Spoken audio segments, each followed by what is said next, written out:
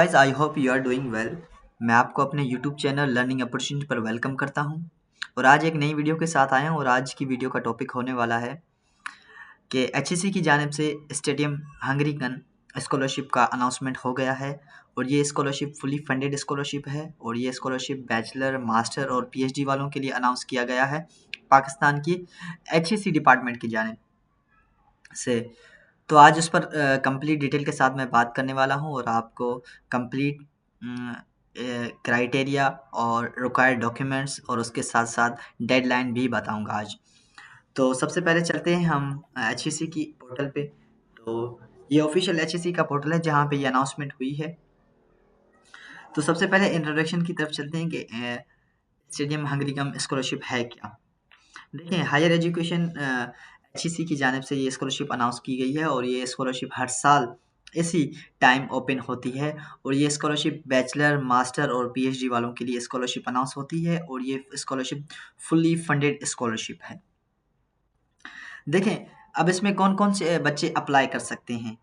पहली तो बात तो ये तमाम पूरे पाकिस्तान से बच्चे अप्लाई कर सकते हैं। उसके बाद जो जिन बच्चों के पास सेट या यूसेट का स्कोर है वही बच्चे अप्लाई कर सकते हैं, वरना दूसरे बच्चे नहीं अप्लाई कर सकते। ना ही वो डायरेक्टली स्टेडियम हंगरीगम स्कॉलरशिप के प्रोग्राम का जो पोर्टल है उस पर अप्लाई कर सकते हैं, ना ही एचईसी की पोर्टल पे अप्लाई कर सकते हैं विदाउट सेट या यूसेट के। और ये अभी जो सेट या यूसेट है ये दिसंबर में होने वाला है, जिसकी मेरे ख्याल में अभी टेस्ट होने वाली हैं। तो इसका अनाउंसमेंट हो जाएगा दिसंबर के कुछ ही दिनों के बाद। जब टेस्ट होगा तो ये एक हफ्ते के अंदर ही अंदर इसकी अनाउंसमेंट हो जाएगी। तो इसकी डेडलाइन की बात करें तो डेडलाइन जो है वो है 25 जनवरी। 15 जनवरी इसकी डेडलाइन है पाकिस्तान के अंदर। और उसके बाद इन्होंने एलोकेट की हुई कि कितनी सीट्स हैं। देखिए, बैचलर डिग्री के लिए 200 सीट्स अवेलेबल हैं। उसके बाद मास्टर के लिए 70 सीट्स अवेलेबल हैं और मास्टर डिग्री के लिए तकरीबन 70 वही मैंने आप 100 सीट्स आर अवेलेबल डिसिप्लिन्स। और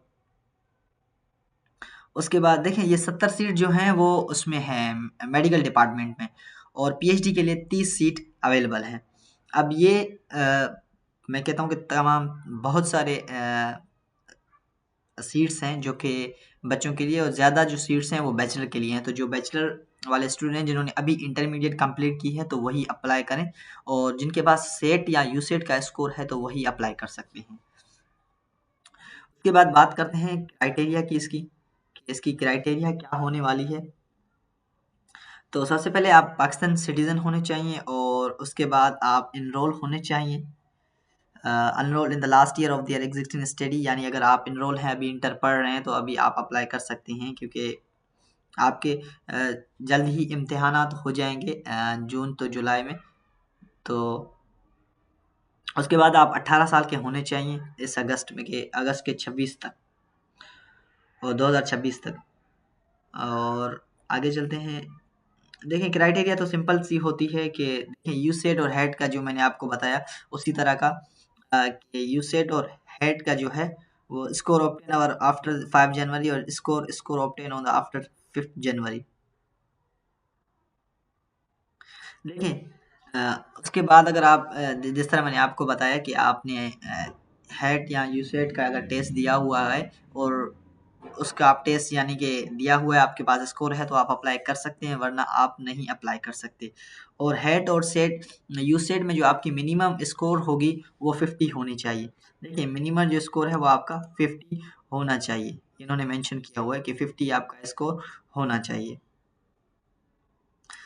बाकी तो सिंपल सा जो है वो क्राइटेरिया है। Application born for August 2000 are not eligible for the application for the scholarship. Application must 18 year old age of the before 71 August. अब देखें, ये स्कॉलरशिप आपको जाके ये अगस्त में मिलेगी, यानी कि अगले साल के लिए ये स्कॉलरशिप है। तो अगर आपकी एज अभी 17 साल है या 17 साल कुछ महीने हैं तो आप अप्लाई कर सकते हैं विद हेल्प ऑफ बेफाम। और आने वाले दिनों में आपकी जैसे ही उम्र 18 साल हो जाएगी तो फिर वो आपके लिए सही है। उसके बाद बात करते हैं फाइनेंशियल कवरेज के कौन कौन से इसमें बेनिफिट्स मिलने वाले हैं इस स्कॉलरशिप में। तो सबसे पहले तो आपको अकोमोडेशन मिलेगी, उसके बाद हेल्थ फंडिंग है, और only contribution to the living expenses of scholarship holders. अब जिनको स्कॉलरशिप मिलेगी वही उन्हीं को ये चीज़ें सारी मिलेंगी। उसके साथ-साथ इन्होंने ये मेंशन किया हुआ है कि जो लिविंग कॉस्ट है उसके सब जो तमाम तर जो लिविंग कॉस्ट है वो हंगरी कम स्कॉलरशिप की जानिब से नहीं मिलेगी, स्टूडेंट ने खुद भी करना है। यहाँ पे इन्होंने लिखा हुआ है कि all the cost of the living and student need to add their own financial resources in order to cover the all living expenses in Hungary. अब देखें, अगर आपकी अपनी एक्सपेंसेस हैं जो आप जिस तरह अगर आप शॉपिंग करना पसंद है आपको या कुछ और चीज़ें, तो वो आपने खुद ही करनी है, आपके अपने पैसों से आपने वो चीज़ें खरीदनी है, ना ही कि आपको स्कॉलरशिप वाले देंगे। वो आपको अकोमोडेशन देंगे, उसके साथ-साथ हेल्थ इंश्योरेंस देंगे और उसके साथ थोड़ी-सी लिविंग एक्सपेंसिव जो अ, होती हैं आपकी, जिस तरह आपकी मील के लिए तो स्टाइपेंड जिसको कहा जाता है, तो वो आपको दे देंगे वही। बाकी जो अदर आपकी जो ओन है, डेली लाइफ़ के जो रूटीन की चीज़ें हैं, वो आपने खुद ही लेनी है। All applicants are advised to check the expected living expenses both in Hungary and in the city that they wish to live before the applying. Please do check cost of living calculator below. अब यहाँ पे आपने check करना है कि जो cost है जो हंगरी में कॉस्ट है लिविंग की वो कितनी है, वो आपने चेक करनी है। तो उस तरह से फिर आपने अगर आपका माइंडसेट बन जाता है, अगर आपने अफोर्ड करते हैं तो आप उसमें अप्लाई करें। तो ये इन्होंने मेंशन किया हो कि ये कैलकुलेटर है, यहाँ से आप ये लिंक दी हुई है तो आप यहाँ से ईज़िली कैलकुलेट कर सकते हैं। अब आते हैं कि कौन-कौन से प्रोग्राम इन्होंने ऑफ़र किए हैं। जिस तरह मैंने आपको बताया कि बैचलर, मास्टर और पीएचडी के लिए इन्होंने प्रोग्राम्स जो apply for scholarship types of स्पेडी देखें, please visit the following website for more information about degree programmes and field study. तो इस पे मैंने क्लिक कर दिया, देखते हैं अब यहाँ पे ये कौन-कौन से देखें। ये मुझे डायरेक्ट वहाँ पे लेके आया है, जहाँ पे इनकी अपनी ऑफ़िशियल वेबसाइट है, ये मुझे वहाँ पे लेके आया। तो ख़ैर आप यहाँ पे एडल्ट एजुकेशन है, एडवांस प्रैक्टिस इन नर्सिंग है और एडवांस प्रैक्टिस इन नर्सिंग है, एग्रीकल्चर है, बिज़नेस डिजिटलाइज़ेशन है, एग्रीकल्चर बायोटेक्नोलॉजी है। तो ऐसे तमाम तर फ़ील्डें हैं जो आपकी है, वो आप उस तरह सर्च करें और देखें कि ये आप किसके लिए अप्लाई कर रहे हैं और किस चीज़ के लिए है, यानी बैचलर के लिए है या मास्टर के लिए, तो आप इन चीज़ को देख लीजिएगा। अ, फिर से हम यहाँ पे चले गए तो ऐसे ही आप जब आप क्लिक करेंगे तो आप उनके ऑफ़िशियल वेबसाइट पे चले जाएँगे और वहाँ से आपने चेक करना है कि किस तरह कौन-कौन से प्रोग्राम्स अवेलेबल हैं और कौन-कौन से programs application merit be determined based on their first choice program after reaching Hungary change of study field discipline is not allowed. अब देखें, अगर आपने वहाँ पे बायोटेक्नोलॉजी अप्लाई की है और अगर आप वहाँ पे जाके ये कहें कि नहीं भई अभी मुझे बायोटेक्नोलॉजी नहीं पढ़नी है, मुझे चेंज करके आप दें, तो ऐसा कुछ भी नहीं होने वाला। तो इस चीज़ से अगर आपका जो फ़ील्ड है आपने उसी में अप्लाई करना है और वहाँ पे जब आ जाएँगे तो आपको वही फ़ील्ड ऑफ़र की जाएगी। उसके बाद अप्लाई कैसे करना है उसके तरीक़ेकार हैं। देखिए, आपने जो अप्लाई करना है वो 2 ही पोर्टल्स पे अप्लाई करना है। पहला स्टेप है first step and second step will be considered for furthering processing. आपने सबसे पहले एचईसी पे अप्लाई करना है, उसके बाद आपने हंगरी कम स्टेडियम स्कॉलरशिप की वेबसाइट पे अप्लाई करना है। अब यहाँ पे इन्होंने मेंशन किया हुआ है कि registration for the head and usage is tentatively scheduled to open on December 18. The test is expected to be the hold on February 1, 2016. The result will be test would be applicable and opportunity for eligible under the Hungary scholarship program and for a registration.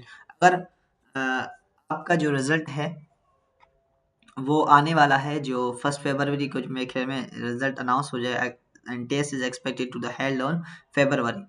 तो registration of तो वो भी apply कर सकते हैं जिनका अभी जो अप्लाई करेंगे एचईसी के पोर्टल पे, तो वो ही अप्लाई करेंगे। देखिए, ये एक मैं समझता हूँ कि इतना ये शायद ना हो क्योंकि इसकी डेडलाइन तो यहाँ पे एंड हो रही है।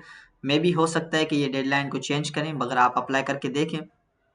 अगर आपके पास यूसेट का स्कोर नहीं है तो आप फिर भी अप्लाई करें, उनको बता दें कि अभी मैंने अप्लाई कर दिया है और फिर वो आपने स्लिप शायद यहाँ पे अपलोड करनी है। जब आप टेस्ट के लिए जब अप्लाई करेंगे तो आपको जो स्लिप मिलेगा वही आपने यहाँ पे अपलोड करनी है।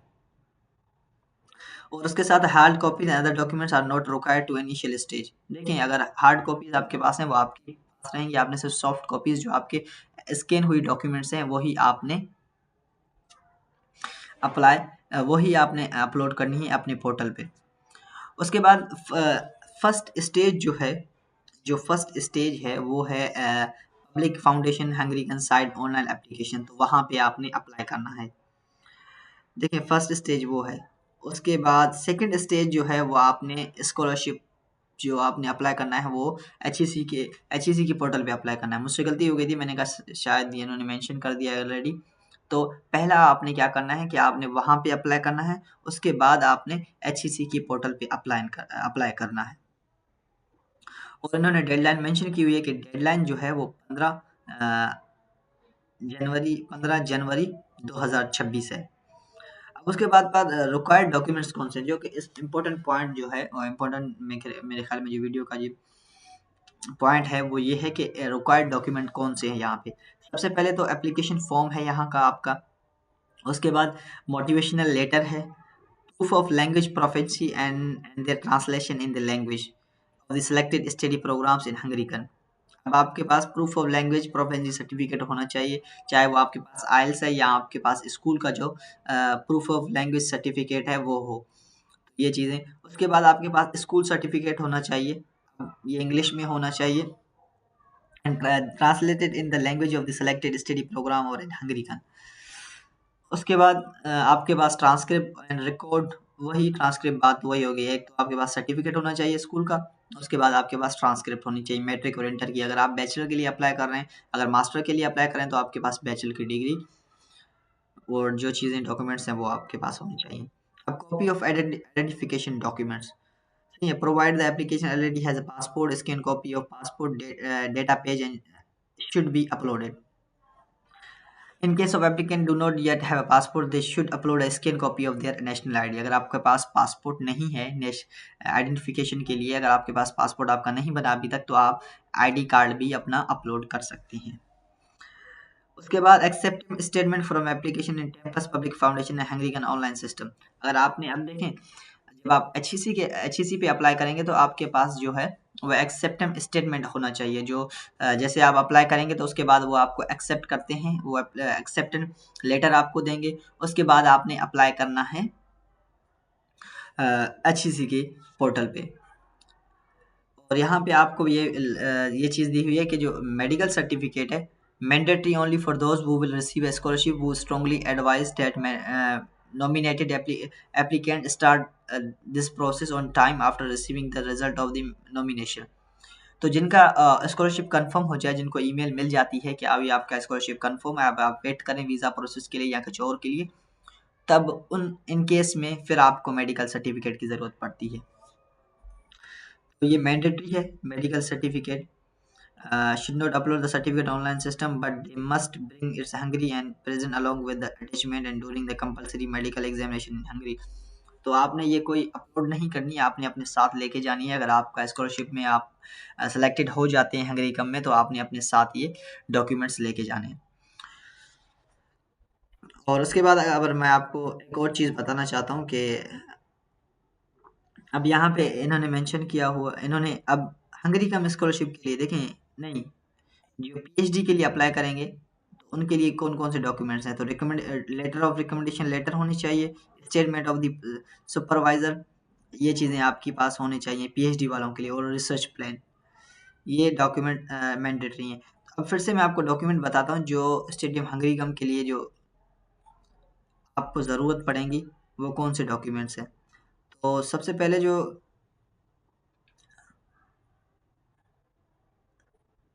आपके पास एनआईसी होना चाहिए। उसके पास पासपोर्ट इफ़ अवेलेबल अगर है तो अपलोड कर सकते हैं, वरना आप जैसे मैंने आपको बताया आईडी कार्ड से कार्ड पे भी अप्लाई कर सकते हैं।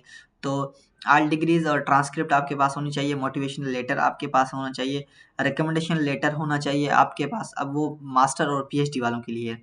उसके बाद मेडिकल सर्टिफिकेट होना चाहिए आपके पास as per Hungary format. English proficiency certificate होना चाहिए आपके पास। आइल्स ऑप्शनल बट हेल्पफुल, अगर आइल्स है तो सही है, नहीं है तो इट्स ओके। स्टडी प्लान आपके पास होना चाहिए रिसर्च प्रपोजल। तो ये चीज़ें हैं आपके पास, ये तमाम तर डॉक्यूमेंट्स होने चाहिए। मैंने यहाँ सिंपल में आपको बता दिया ताकि आपको ये चीज़ें समझ में आ जाए। लास्ट में हम बात करते हैं, यहाँ पे कुछ इंस्ट्रक्शन इन्होंने दी हुई हैं कि कौन कौन से इंस्ट्रक्शन है वो पढ़ लेते हैं। एडिशनल इंस्ट्रक्शन है आपके लिए। हंगरी कम स्कॉलरशिप के यहाँ पे इन्होंने कहा कि रिसर्च प्लान और रिकमेंडेशन लेटर आर मैंडेटरी।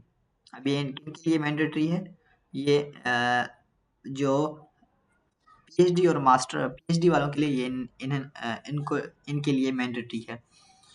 तो ये बहुत अच्छी और ग्रेट अपॉर्चुनिटी है बैचलर वालों के लिए, मास्टर वालों के लिए और पीएचडी वालों के लिए। तो अभी अप्लाई करें अगर आपके पास यूसेट और सेट का स्कोर है। अगर आप फ्यूचर में अप्लाई करना चाह रहे हैं यूसेट और सेट के लिए, तभी आप अप्लाई कर सकते हैं, तब भी आप अप्लाई कर सकते हैं, क्योंकि जब स्कॉलरशिप आपकी अनाउंस हो जाएगी, जब आप क्योंकि वहाँ से अब आपको एक्सेप्ट मिल जाती है, तो फिर अभी एचईसी के ऊपर है कि अगर आप ये आपको एक्सेप्ट करते हैं कि नहीं, फिर ये आप इनके हाथ में आ जाते हैं। तो अप्लाई करें, बहुत ग्रेट अपॉर्चुनिटी है आपके लिए, और ये फुल्ली फंडेड स्कॉलरशिप है, लिविंग अलाउंस है और बहुत सारी बेनिफिट्स इसमें हैं। उम्मीद करता हूँ आपको ये वीडियो अच्छी लगी होगी, और अच्छी लगी हो तो इसको अपने दोस्तों के साथ शेयर करें, और अगर आप मेरे यूट्यूब चैनल पे नए हैं तो इसको सब्सक्राइब करें और अपने दोस्तों के साथ शेयर करें और बेल आइकन को दबा दें ताकि हर आने वाली नई वीडियो आप तक पहुँच सके।